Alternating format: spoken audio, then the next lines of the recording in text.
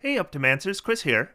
Today let's talk about what's coming in the new Player's Handbook in 2024, and the question that's coming up a lot. Once this new Player's Handbook comes out, what happens to the books we already own? Are they all going to be obsolete? Well, according to the designers, we don't need to worry. New versions of the core rule books, which will be coming out in 2024 to celebrate the 50th anniversary of Dungeons and Dragons. Next year is basically the timing will work out. So next year we'll have plenty to say about these new books and what they mean for D&D. We'll talk about how one thing, by the way, I can assure you is these new versions of the books are going to be completely compatible with all those 5th edition products you already own and love, and all the products were released between now and then. So don't panic there. Also, the exciting thing, I think, for everyone is you're going to be able to use all of these playtest docs with your existing core books. We have designed these docs so that you can take each one, and other than the places where we tell you, all right, you know that thing in your book? Well, here's an update to it. Otherwise, all this material works with the core books you already have.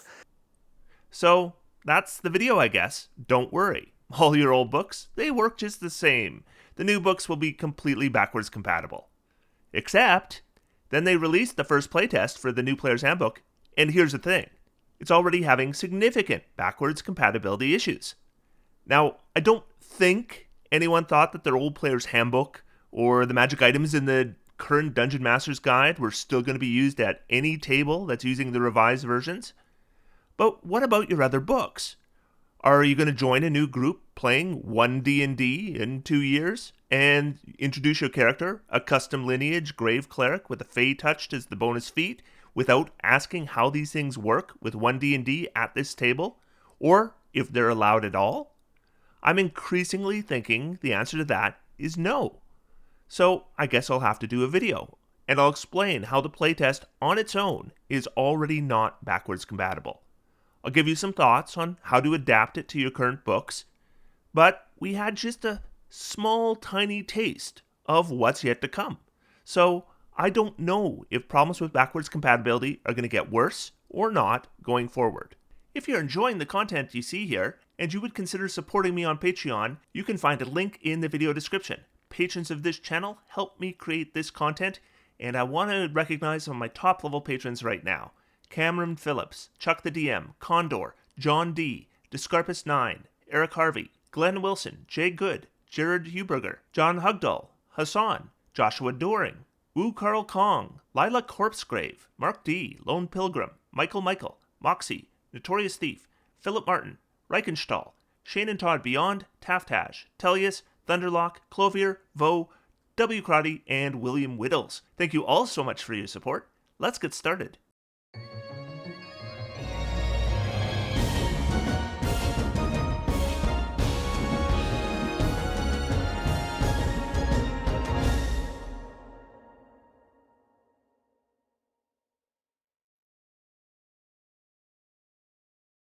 So backwards compatibility. Here's what the designers say.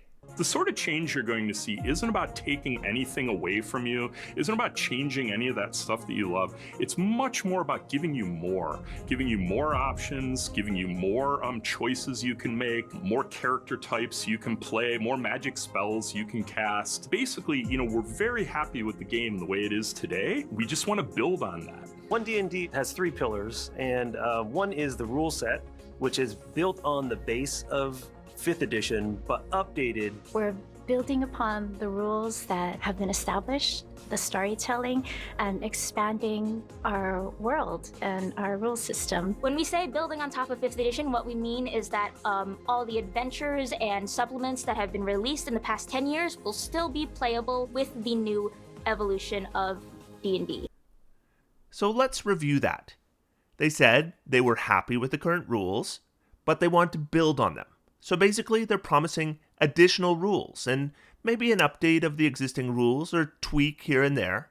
But all the books you currently own will still work just fine with the new expanded rules. The video clip you just saw, by the way, was released the same day as the playtest. So we're not talking about plans that went awry or anything like that. But reading the initial playtest, I I said it felt like a new edition, not an expansion.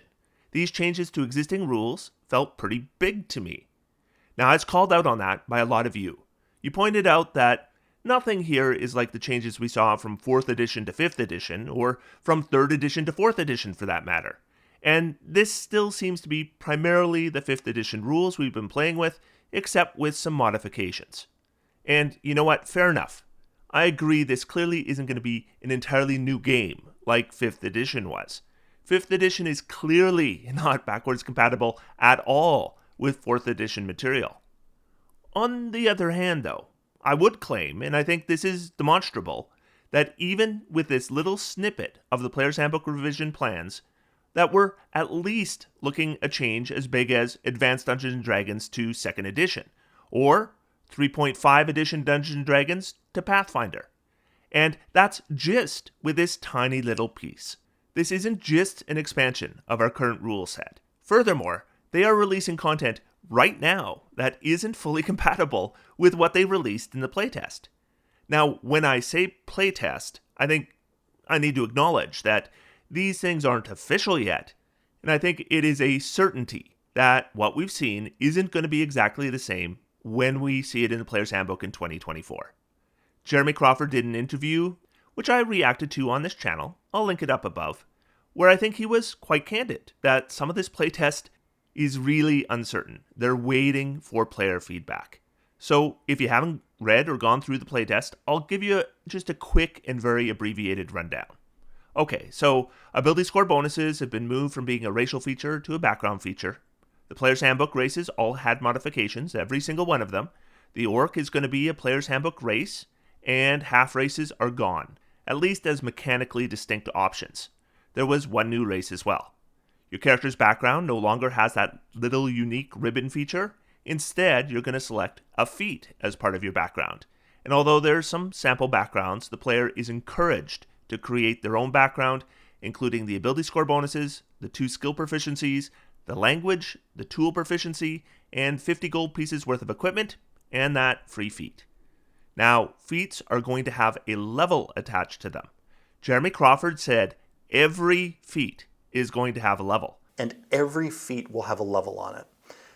The way to think of a feat is essentially a class feature that doesn't belong to a single class.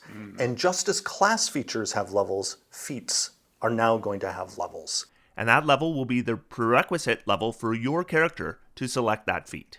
3 main spell categories were identified: Arcane, Divine, and Primal. And they listed all the cantrips and first level spells associated with each category, and they told us which classes were going to pick from which category when they choose their spells. They also said there's more to come on this that is going to refine how each class can access these spells. We were told that a natural 1, which has always been an automatic failure for attack rolls, will also be an automatic failure for ability checks and saving throws. And we were told that a natural 20, which has always been an automatic success on attack rolls, will be an automatic success for ability checks and saving throws as well. Speaking of ability checks, if you're making an ability check for a skill you're proficient in, and you use a tool that you're also proficient in to aid in that check, then you're going to get advantage on the roll.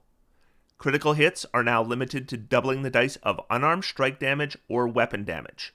We were also told that only player characters can score a critical hit, though a 20 is still an automatic hit for anyone. There were changes to the grappled and incapacitated conditions, and there was a new condition added called a slowed condition. Character inspiration, as in that inspiration the DM is supposed to give you for good role-playing, is now something you get whenever you roll a 20 on an attack roll, saving throw, or ability check. If you get inspiration and you already have it, you can give it to another player character who doesn't have it instead of just losing out. And you lose your inspiration when you start a long rest. Long rests were modified a bit. Any combat now clearly interrupts a long rest, and if your long rest is interrupted, you may still get the benefits of a short rest. Short rests weren't changed other than no feature is regained after short rest in these playtests, so basically it's just a chance to spend hit dice to recover hit points. Tremor sense was clarified to not count as a form of sight. I expect we'll see the same clarification for blind sense when it gets covered. Grapples and shoves no longer are contested ability checks. In fact, I didn't see any contested ability checks anywhere in the playtest, so maybe they're going to be gone entirely. Grapples and shoves are now options when you hit with an unarmed strike. They happen automatically if that's the option you choose after you hit. And if you grapple, you apply the new grappled condition, which gives a saving throw to escape it at the end of each of the grappled creature's turns. And we were given a list of feats that would be considered first level feats. A lot of these feats were new feats, but if it was a feat that already existed, it may have been the same, but most were altered or completely changed. And that is a quick overview of all of the playtest. This was all stuff that happens at first level. So we have a whole lot of playtest to go. We haven't seen what's happening with classes or spells, and there's still a lot of rules that haven't been covered. So we don't know how many are being changed, as well as how many additions we have yet to see. However, just this little playtest, I already notice is making some of the material in my previous books obsolete if I use them. Now, back to what Jeremy Crawford said about this playtest in the interview. He brought up a lot of the changes I just went through, and some of them he really didn't seem like he was confident they would make it to the official release. Others, though, he did talk about them like the change was done. It was just going to happen. Like, the changes to critical hits and 1s and 20s on ability checks and saving throws, he actually stopped, and he took a minute to explain these were experiments, where they were really just going to see how the community responded. So if the general feedback was, I love these changes, I am so happy the monster doesn't critical hit anymore, well, then maybe we'll see these rules in the next player's handbook. Otherwise, there's a really good chance they're going to be changed or gone entirely. But a lot of these changes, I didn't get the sense at all that there was any chance of them being changed. Like, if the community didn't like one of the feats, like maybe they say, that alert feat being able to change initiative scores, I've been playing with it and it's really bogging things down and players are arguing and it's creating a negative experience, well then I would expect changes to the alert feat. But as far as feats having levels, that one, it's in stone. I would assume there is a 100% chance that every feat will have a level in the new player's handbook, and when a feature tells you to take a feat, it's going to give you access to some feats if they have the appropriate level attached to them. And this one is our biggest backwards compatibility problem. And like I said, I do not think this is going to change. So let's say we're using the playtest, or let's even look ahead and say we're using the 2024 Player's Handbook. When we make our character, our background allows us to take a first level feat. Then, presumably, we'll get additional feats with ability score increases or other level up mechanics as our character increases in level. Now, if we're just using the playtest, that's levels 4, 8, 12, 16, 19, plus maybe some more depending on our class. That could change, of course, but hypothetically, let's say they keep it the same. So at 4th level, you'll be able to select a feat of 4th level or less. Then at 8th level, you'll be able to select a feat of 8th level or less. Jeremy Crawford says that all feats will be assigned a level. First level feats are, by intention, weaker, and they never included an ability score increase. When you examine the first level feats in this Unearthed Arcana, if you're familiar with the feats that have been in the game in the last 8 years, some of them have, in addition to including some sort of special benefit, have often also included a +1 to one of your ability scores. Right. You'll notice reading this document, none of these feats have a +1 to an ability score. And that's intentional because that is actually one of the signs that you're looking at a first level feat.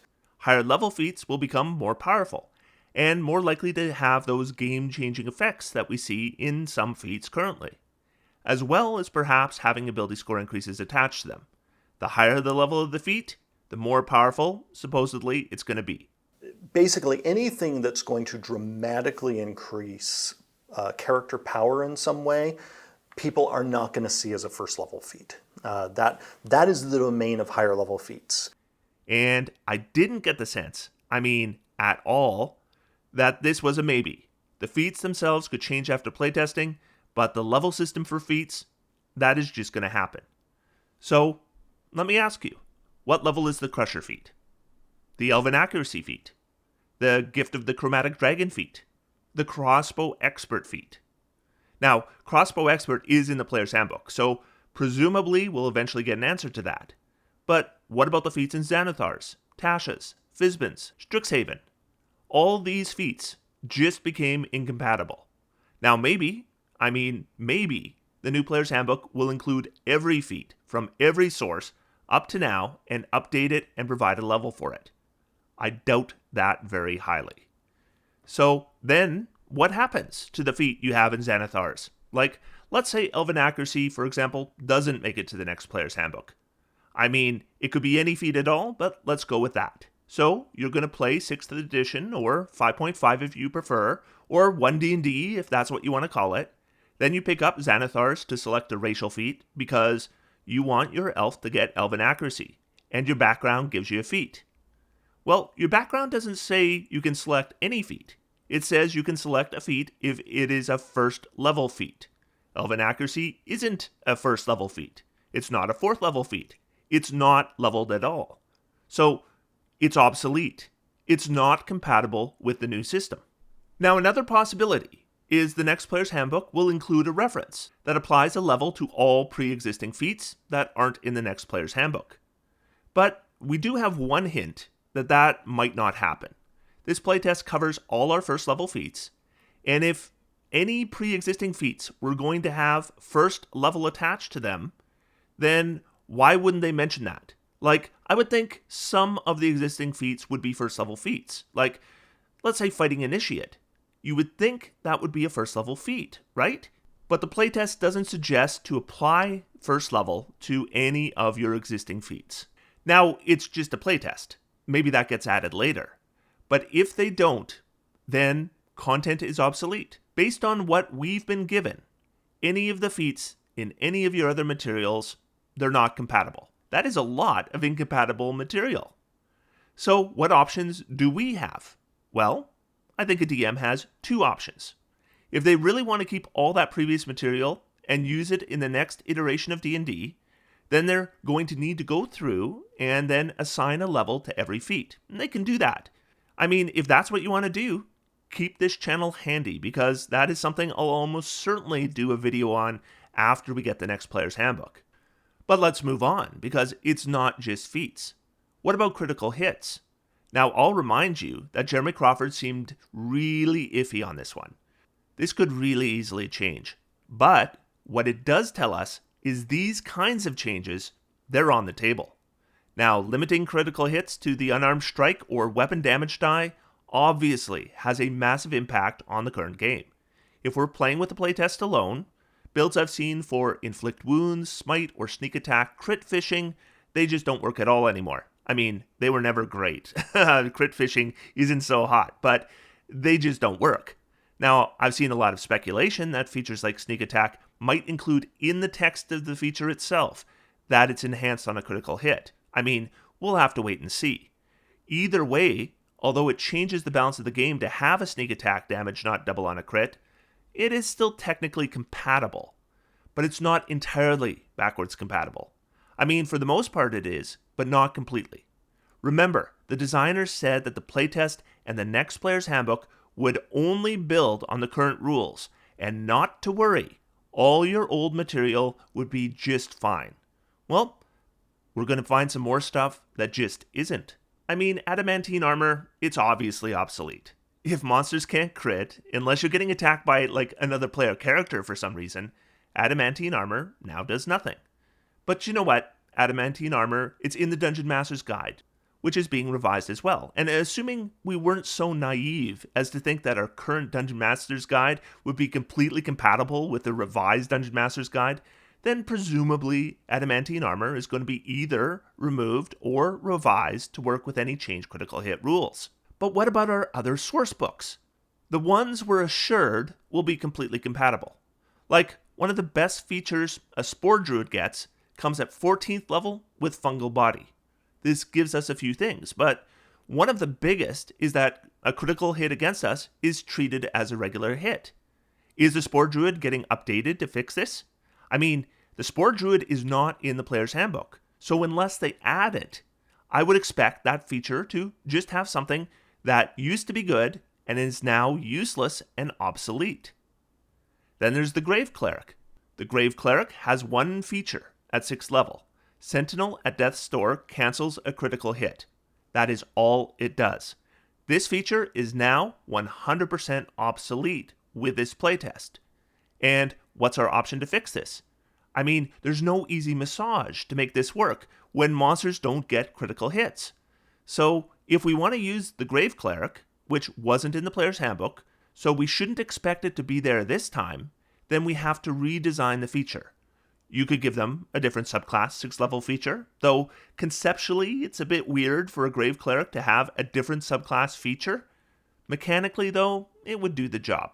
Personally, I think if you wanted to use these, the best fix would be for your DM to redesign the rules from their non-player's handbook sourcebooks. So maybe Fungal Body instead gives you a feature that when you're hit, you release spores that might poison a creature next to you. And maybe Sentinel at Death's Door can be used to give resistance to the damage on a hit. Just some thoughts. I mean, redesigning the features so they aren't obsolete is definitely an option for you.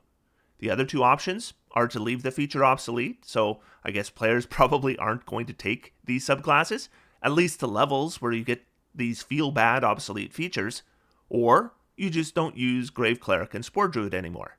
But there's more compatibility issues than feats and critical hits. Now let's talk about grappling.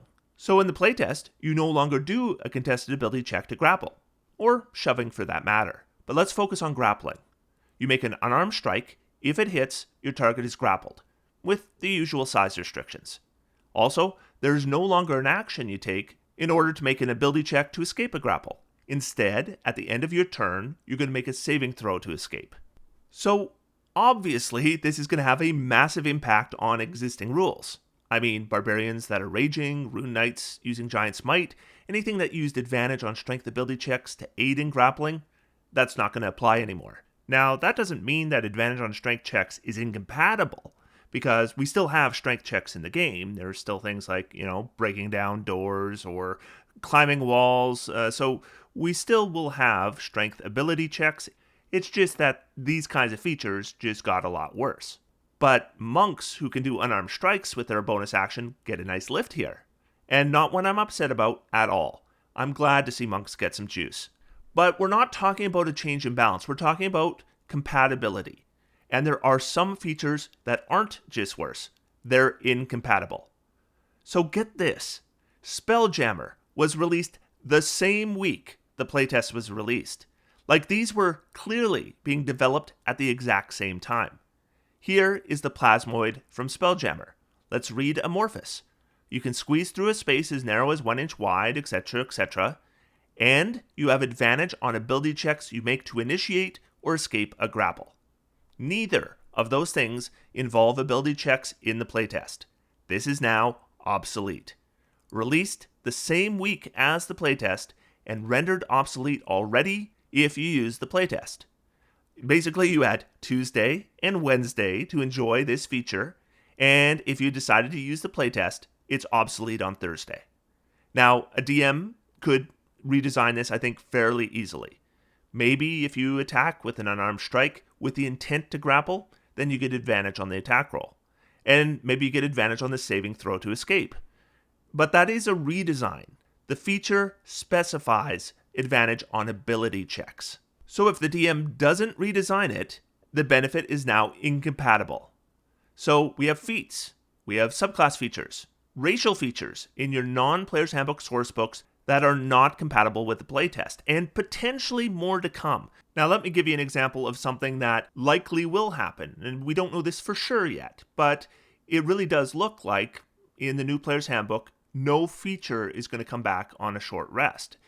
On short rest, you're going to be able to expend your hit dice. Otherwise, your features will come back after a long rest. And they're clearly making it so that's the way it is for everyone. So then you don't have this mishmash of characters that need short rests versus characters that need long rests. And it can create, some issues. There's some balance issues involved. And it can create compatibility issues between different players. So I understand why they're making that change. But they haven't actually changed it if we're still going to use short rest recovery mechanics from Xanathar's and Tasha's. So what about those? technically not obsolete. There's still short rests, but is it compatible? I would say no. I'd say that's not compatible. When we see things like the categories of spells, how is that going to affect, things like your Clockwork Sorcerer who can choose from certain spell lists? Are those spell lists even going to exist anymore? Incompatible. We're going to see more and more. So although there's already a lot of stuff that is incompatible, the vast majority of this playtest is yet to come. This list could get a lot longer. Who knows? But already there is a significant list of things in your 5th edition sourcebooks that will need to be redesigned by your DM if you want to use them with the new rules. One thing, by the way, I can assure you is these new versions of the books are going to be completely compatible with all those 5th edition products you already own and love, and all the products were released between now and then, so don't panic there. But I'll tell you, when Paizo was developing Pathfinder, like 1st edition Pathfinder, which a lot of people called D&D 3.75, they said the same thing the wizard designers are saying now. Don't worry, they said. All your 3.5 materials will be just fine. You can still use them. We're making Pathfinder backwards compatible, so everything you invested in 3.5 isn't going to be lost if you switch to Pathfinder. And what we're hearing in terms of concern right now, the same thing. What about all these books I bought? You're telling me they're all garbage now? They're like, no, don't worry. You can still use them all. And it wasn't really dishonest. Most 3.5 stuff was at least mostly compatible. Here and there, you needed to, tweak things, and a few things didn't work at all. Not unlike what we're seeing here. I mean, a lot like what we're seeing here. And there were people out there, probably some of you included, who switched to Pathfinder and you still used your 3.5 stuff. And then you just, massaged it as you needed to in order for it to work. But I'll tell you, I was heavily involved in the Pathfinder community at the time, and I, and pretty much 100% of the people I interacted with, we put our 3.5 books on the shelf and we left them there. People would present optimization builds, and there was an understanding that you don't use 3.5 options. If you did, the build was called out as useless to almost every Pathfinder game, and it was disregarded. And why did we do that? I mean, yeah, I had invested a ton of money into 3.5. But you know what? I wasn't cheated. I mean, 3.5 paid me back with countless hours of gaming. Really, it didn't owe me anything anymore. And then here I am with a new system that feels different, even though it's similar. It works better. It's easier. It's better balanced. At least it was better balanced at that time. I figured Pathfinder was a solution to a number of issues that I had had with 3.5. And am I really going to import 3.5 to Pathfinder when I don't need to? It just made more sense to leave 3.5 in the past. A fond memory, but not something I needed to squeeze anything else out of, or saturate a new system that didn't need that stuff to use. And that was my feeling on it at the time, so I talked to my group, and we agreed that, at first, we're just going to play with the Pathfinder rules, because, there's enough to play there on its own without the 3.5 materials, and there was new stuff we wanted to try out, and why not see how it works on its own? And then we've kind of figured that at some point we'd probably go back and then import some 3.5 stuff, but we would do that later.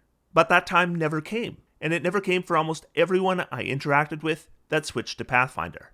People who didn't want to switch, you know what they did? They just sticked with 3.5. And I assume there are still players out there who play 3.5 as their D&D of choice.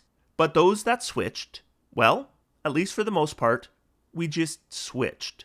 I assume a lot of you are planning to stick with the current edition as it is now. And yeah, there is nothing wrong with that. 5th edition is a good game. But what it seems like, at least to me, is that if you do switch, maybe your DM will do the work to redesign the old materials to work with the new system, and maybe they won't. And if they don't, I think a lot, if not all, of those old source books, a lot of tables are just going to leave behind. Another edition they just moved on from. At least that's my guess. I could be wrong, of course, but time will tell. But backwards compatible. Yeah, this new edition, or revised edition if you prefer, Complete backwards compatibility isn't going to happen. That much we know for sure. Or do we? I'm actually really curious what you think. Like for me, someone who started many decades ago and has changed editions over and over, this just seems like more of the same thing. But I know for a lot of you, 5th edition is your first role-playing game. What do you think is going to happen with your Xanathar's Guide or your Tasha's? Do you think your group will redesign what you need to, or disregard what doesn't work and keep the rest? I mean, let me know. I am genuinely curious how this is all going to break down. Otherwise, until next time, I am going to sit back, relax, and have some fun. D&D is for everyone.